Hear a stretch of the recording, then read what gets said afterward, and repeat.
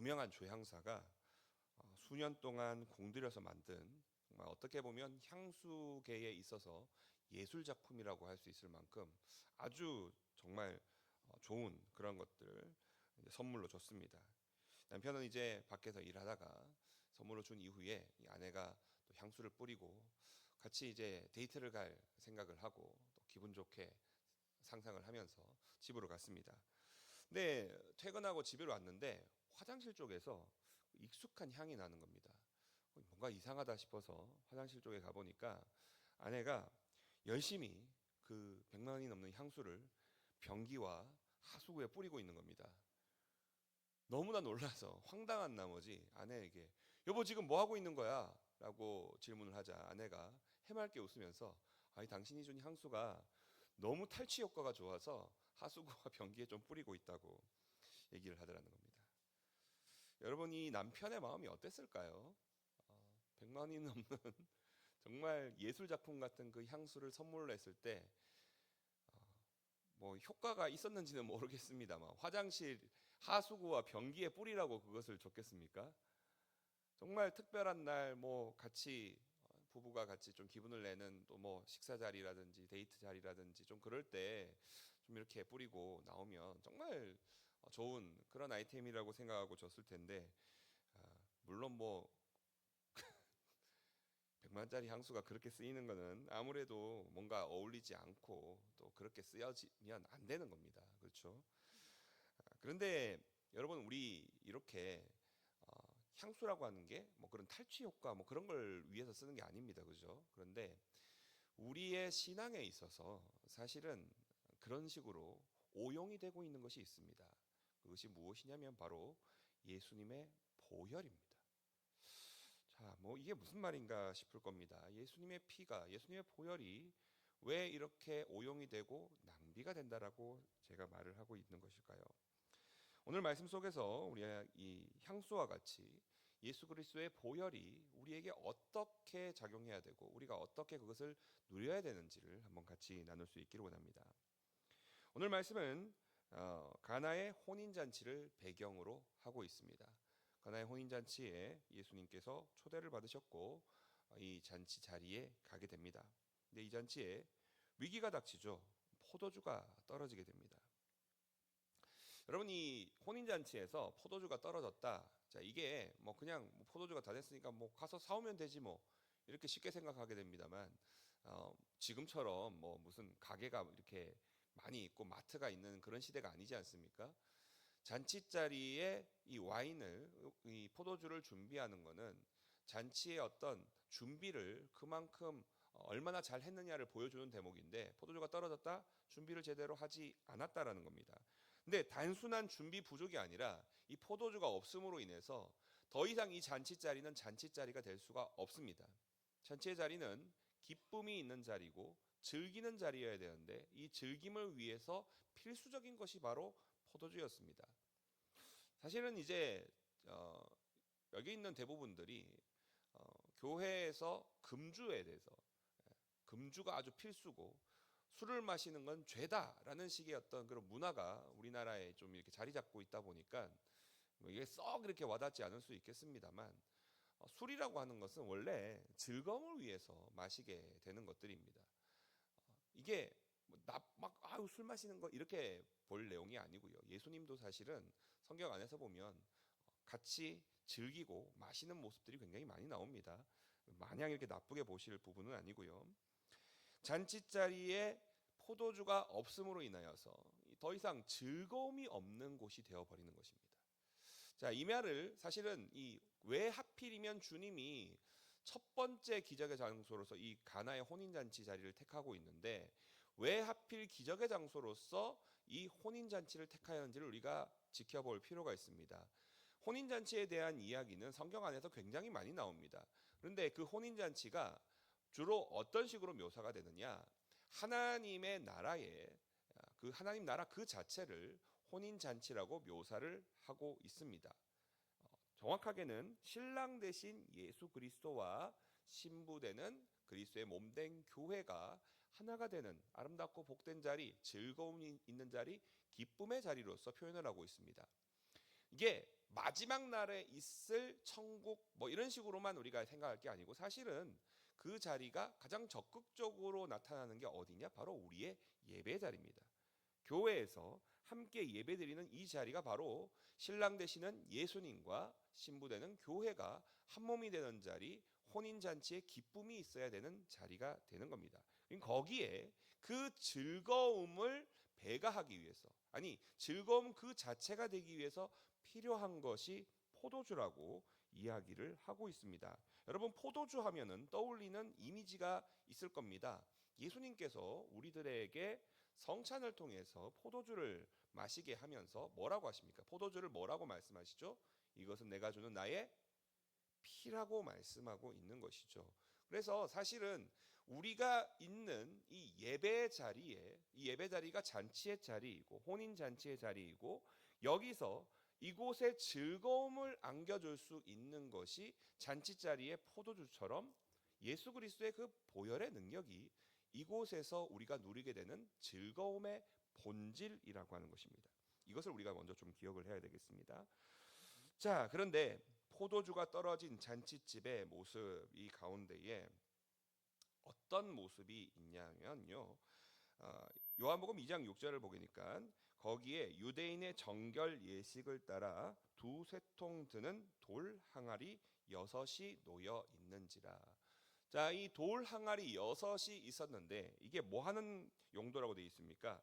정결 예식을 따라서, 정결 예식을 따라서.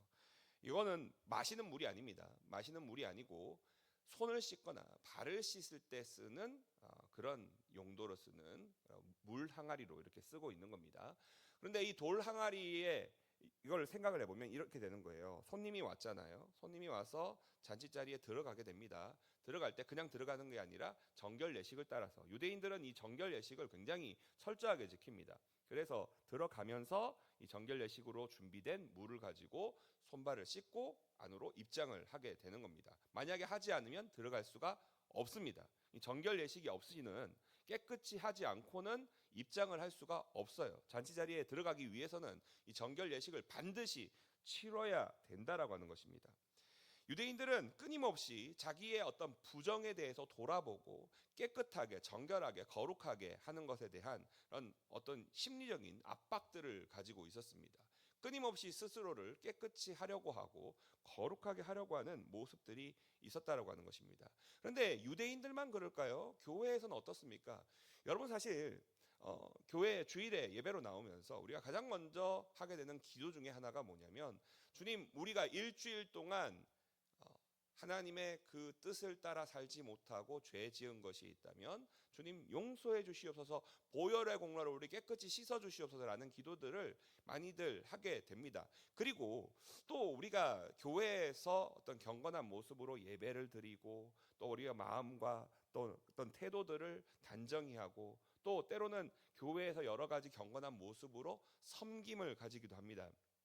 이 모든 것들이 하나님 앞에 우리를 거룩하게, 깨끗하게, 정결하게 해야만 하나님의 그 은혜를 누릴 수 있을 것이다 라고 생각하는 그런 생각들이 작용하고 있는 겁니다. 사실은 2000년 전에 유대인들이나 오늘날의 우리들이 크게 다르지 않은 종교심을 가지고 들어가고 있습니다. 왠지 내가 깨끗해야만 은혜를 받을 것 같아요. 반대로 은혜를 받지 못하는 건 내가 깨끗하지 못해서, 죄 때문에 자꾸 거룩하지 못하니까 그래서 은혜를 못 받는 것처럼 느끼는 겁니다. 그래서 어떻게든지 은혜를 받기 위해서 스스로를 거룩하게 구별하기 위해서 기도하고 또 회개하고, 또 때로는 우리의 어떤 자리로서, 찬양대로서, 또 교회의 여러 가지 자리에서 열심히 섬김으로써 나 자신을 하나님 앞에서 거룩하게, 하나님 내가 이만큼 섬기고 이만큼 주님 앞에 정말 선한 일들을 행했으니까 하나님 나를 이렇게 돌아보시고 나의 깨끗한 가운데 하나님 은혜를 더하여 주시옵소서, 이렇게 나아가게 되는 것입니다.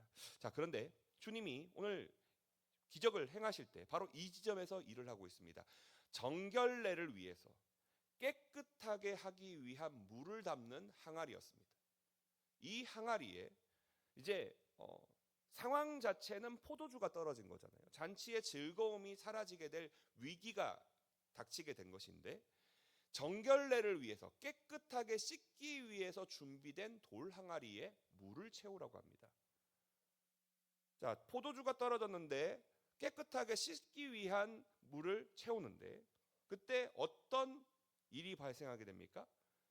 여기에 물을 붓고 나서 그것을 연회장에게 갖다 주니까 그 물이 뭐가 됐죠? 와인으로, 포도주로 바뀌게 됩니다.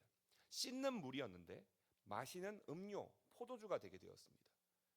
우리를 씻기 위한 용도라고 생각했던 건데 이 씻기 위한 용도라고 생각했던 것에 주님은 그 속에 잔치의 즐거움으로 가득 채워 주시더라고 하는 사실입니다. 여러분, 이것은 우리가 주님 안에서 나아갈 때에 가지게 되는 보혈에 대한 생각들을 조금은 바꿔야 되는 것을 보여주는 것입니다. 보통 보혈을 떠올리면은 우리가 뭘 먼저 생각하게 됩니까? 예수님의 보혈의 공로로 우리가 깨끗하게 씻김을 받는다. 그러니까 그 보혈로 나를 씻는 거예요. 씻는 걸 먼저 떠올립니다. 씻는 걸 떠올리고 깨끗하게 하고 거룩하게 하고 그걸 예수님의 보혈을 먼저 떠올리게 됩니다. 근데 그렇게 하다 보면은 단지 보혈의 공로가 나를 깨끗하게 만드는 내가 깨끗하게 만드는 어떤 수단이 되어버리는 거예요. 나를 깨끗하게 할 수 있는 거룩하게 할 수 있는 수단으로서 대하게 되는데 주님은 지금 여기서 뭐라고 말하고 있냐면 그 정결하게 하는 물에 그 물을 포도주로 바꾸어서 그것을 마시라고 말하고 있습니다. 이것을 마시게 합니다.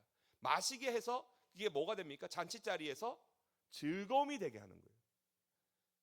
이때까지는 줄곧 이것이 나를 씻기 위한 도구고 수단이라고 생각했는데 그것이 아니라 잔치자리에 참여하면서 거기서 누리는 즐거움의 근원이 바로 여기에 있다라고 말하고 있는 것입니다. 앞서서 말씀드렸던 향수의 용도와도 같은 거예요. 그저 역한 냄새를 제거하기 위한 탈취의 용도로서 청소하기 위한 용도로서 향수를 쓴다고 한다면 그거 얼마나 아까운 것입니까? 그런데 그 향기 그 자체로서 즐기고 누린다고 한다면 그게 그 원래 향수의 용도가 된다는 것입니다. 보혈의 공로도 마찬가지입니다. 보혈의 공로가 우리를 씻기지 않는다 이런 말이 아니라 씻음보다도 더 본질적인 목적이 있는데 이것을 통해서 예수 그리스도의 보혈의 공로로서 우리가 하나님께서 우리를 초대해 주신 이 혼인잔치 가운데서 주님이 주시는 즐거움을 이 보혈로서 누리게 되는 것입니다. 보혈을 그저 씻는 용도로만 생각한 것과 전혀 다른 용도라는 것이죠. 예수님께서 성찬을 제정하시면서 잔을 주시고 말씀하십니다. 뭐라고 하고 있습니까? 마태복음 26장 27절에 너희가 다 이것을 마시라. 이것을 어떻게 하라고요? 마시라. 이걸로 발 씻어라, 손 씻어라, 너희들을 정결하게 하라. 아닙니다. 뭐라고 하고 있습니까? 이것을 마시라. 포도주를 마시는 것은 어떤 의미입니까? 술을 마신다. 무슨 의미입니까? 그것을 통하여서 나를 즐겁게 하는 거예요. 예수 그리스도의 그 보혈이 나에게 주는 근원적인 기쁨을 누리라고 말씀을 하고 있는 것입니다. 우리는 교회로 나와서 보혈의 공로를 사실 잘 안 떠올려요. 그런데 어떻게든 은혜는 받아야 된다는 생각을 합니다. 그러면서 어떻게든지 나를 깨끗하게 하고 나를 거룩하게 하고 좀 뭔가 구별된 모습이 되면 그 속에서 하나님이 은혜를 주실 것이라고 기대를 하고 있습니다. 그런데 우리가 기대하고 있는 이 기대 가운데 보혈의 예수 그리스도의 그 보혈의 공로가 우리들에게 어떻게 작용하고 우리가 그것을 어떻게 누려야 될지를 잊고 이걸로 그냥 일단 씻고 깨끗하게 됐으니까 주님 나를 바라봐 주시고 은혜를 주세요. 주님은 말씀하고 있습니다. 이것을 마시라. 그걸로 씻는 거 말고 이것을 마시라라고 말씀하고 있습니다. 우리 영혼의 깊은 갈증을 채우고 참된 기쁨을 주는 것이 보혈의 공로에 있다라고 분명히 말하고 있는 것입니다. 그러면 우리가 보혈을 마신다, 보혈을 즐긴다, 뭔가 좀 어울리지 않는 것 같고 그럼 어떻게 하라는 겁니까? 라는 질문들을 할 수 있겠는데 여러분은 우리 이 복음의 보혈의 공로를 대하면서 이 보혈의 공로는 복음 그 자체를 가리키는 것입니다. 이것을 우리가 보혈을 대할 때에 이것을 마신다라고 하는 보혈의 공로로 씻는 것보다 이것이 나를 살게 한다라는 쪽으로 우리가 좀 바라볼 수 있기를 원합니다. 즐긴다, 술을 마신다 이런 느낌으로 하니까 좀 그게 좀 거북하게 느껴질 수도 있는데 찰스 스펄전 목사님 같은 경우에는 예수님의 피를 뭐라고 말하냐면 우리의 영혼을 소생시키는 강장제, 자양 강장제라고 부릅니다. 여러분, 보약을 먹으면 힘이 솟잖아요. 새로운 힘이 막 솟습니다. 예수님의 그 보혈의 공로를, 복음의 능력을 취하고 그것을 마실 때에 이게 내가 살아가는 마치 보약을 먹는 것과 같은 그런 의미들을 우리가 품게 된다는 것입니다. 그리고 이 즐거움으로 우리가 해야 될 게 있어요. 뭘 해야 되는 것이냐? 예수 그리스도의 보혈의 공로를 즐겁게 우리가 이렇게 마시게 된다면 어떤 일이 생기게 되느냐? 아까 앞서서 자꾸 깨끗하게 하는 걸 강조를 했는데, 깨끗하게 하기 위해서 보혈의 공로로 씻는다. 그러면 자꾸 우리가 가지고 있는 어떤 죄에 대한 의식들, 혹은 내가 뭐 알게 모르게 저지르고 있는 죄의 행위들, 이것들에 대해서 계속해서 의식하게 되고 죄를 어떻게 하면 안 저지를까 이런 생각들을 하게 되는데, 여러분 뭔가를 하지, 이렇게 하면 안 되지, 저렇게 하면 안 되지 라는 부정적으로 자꾸 접근하다 보면은 사실 우리가 너무 위축되게 되고 너무 부정적인 생각들을 하게 됩니다.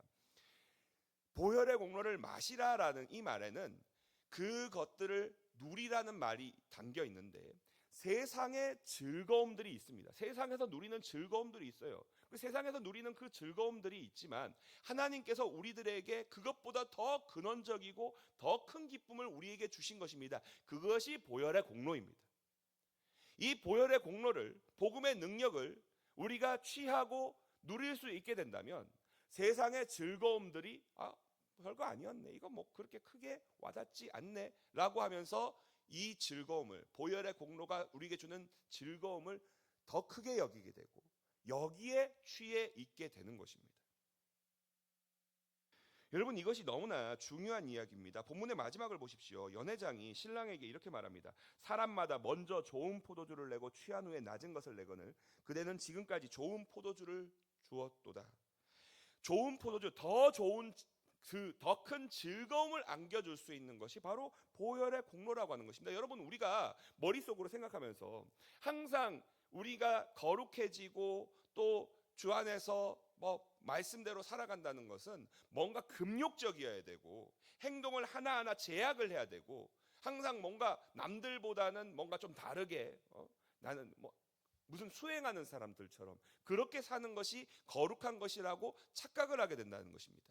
아닙니다. 주님은 우리에게 마냥 우리의 즐거움들을 억누르고 금욕적으로 막 딱딱하게 살라고 그렇게 하지 않으십니다. 주님은 우리를 잔치의 자리로 부르셨고 이곳에서 세상이 줄 수 있는 즐거움보다 훨씬 더 큰 기쁨을 누리라고 말하고 계시는 것입니다. 그것을 마시라라고 명령하고 있는 것입니다. 세상의 기쁨은 달콤하지만 갈수록 우리의 삶을 피폐하게 만들고 어렵게 만듭니다. 그러나 주님이 주시는 보혈의 은혜는 시간이 지날수록 우리 안에서 더욱더 깊어지고 더 풍성하게 될 줄로 믿습니다.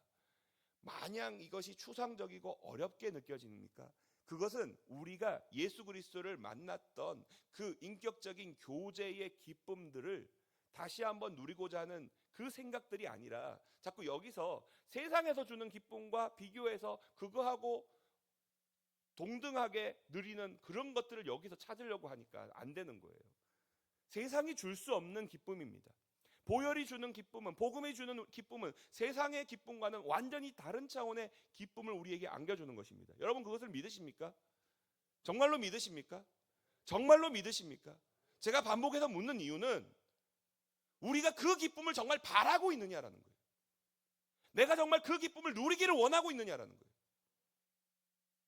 우리들의 마음이 자꾸 세상적인 것에서 그곳에 있는 기쁨에 거기에 자꾸 머물러 있고 싶어 한다는 겁니다. 여기서 벗어날 수 있어야 됩니다. 근데 벗어나기 위해서라도 보혈의 공로에 더 깊이 들어갈 수 있기를 원합니다. 주님의 보혈의 공로를 그저 나를 깨끗하게 씻기기 위한 용도로 그렇게 두지 마시기 바랍니다. 하나님의 보혈의 공로를 예배 때마다, 올 때마다, 여기에 참여할 때마다, 또 시시때때로 그리스도를 떠올리고 생각할 때마다 주님이 주시는 놀라운 은혜의 기쁨 가운데 세상이 줄 수 없는 그 거룩한 즐거움 속에서 사람들이 과연 저들에게 있는 그 기쁨의 근원이 무엇인가라며 궁금해하며 우리의 이 즐거움의 그 근원에 찾아오게 되는 그런 일들이 나타나게 되는 것입니다. 이것이야말로 세상이 감당할 수 없는, 세상이 감히 품을 수 없는 하나님의 사람인 줄로 믿습니다. 저와 여러분들이 보혈의 공로를 그저 나를 깨끗하게 씻기 위한 용도로서만이 아니라 그 보혈의 공로와 그 기쁨을 온전히 누리며 기쁨 안에서 더 많은 하나님의 복된 모습들을 보이는 우리 할천제일교회 모든 성도가 되시기를 소망합니다. 기도드리겠습니다.